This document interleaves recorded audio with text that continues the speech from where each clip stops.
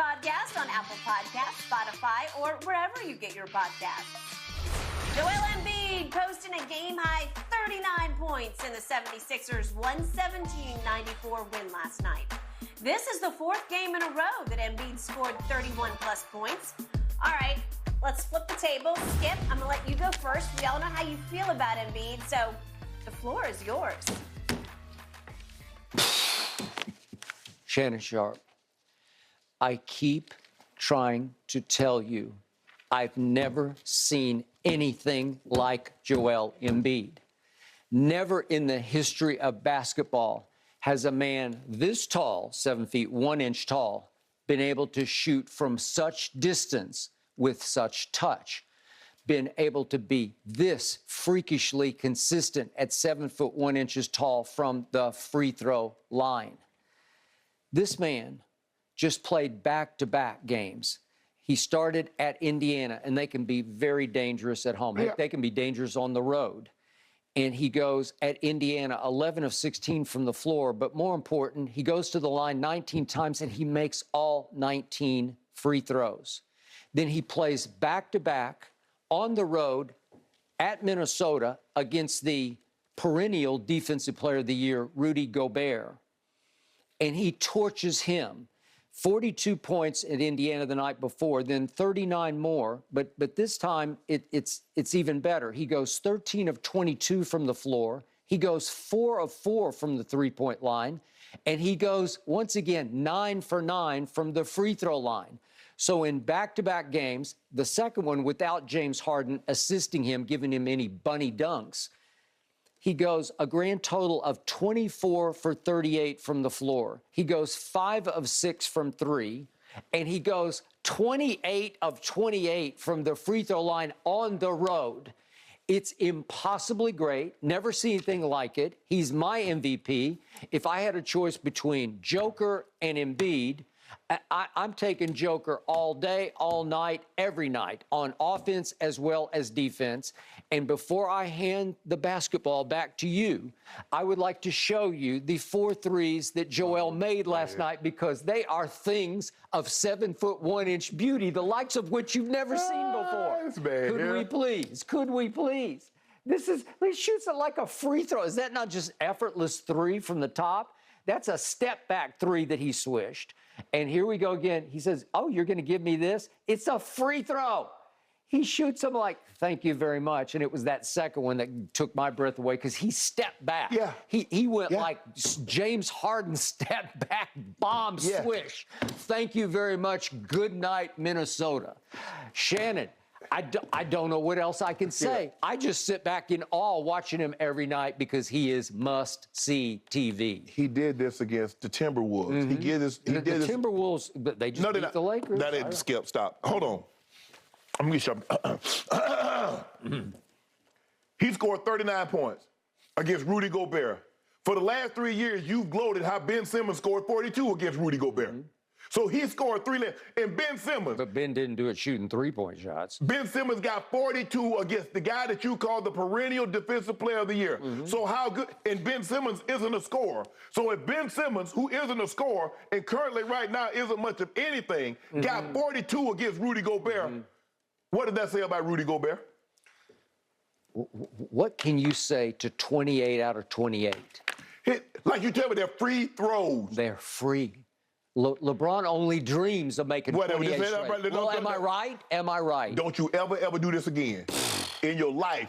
Put Joel Embiid and Goat James in the same sentence. Well, I can when it comes to free throws or 3-point shots.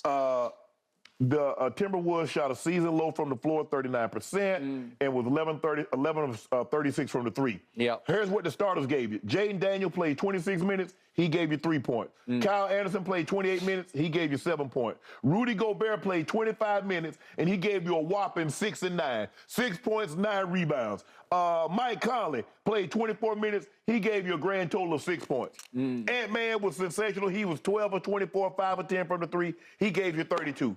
Other than that, what you want me to do with this? I want you to acknowledge that Joel Embiid is the Steph Curry of big men because we've never seen range like this from a man this size. Usually their hands are too big to grip and be able to spin the basketball. What am I supposed to do with Nikola Jokic? What am I supposed to do with Jokic? With 25? What am I supposed to do with 25, 13, and 10? I don't eat yolk, so you can. I eat the yolk. Do you really? Yeah. You shouldn't. It's well, let me ask you a question.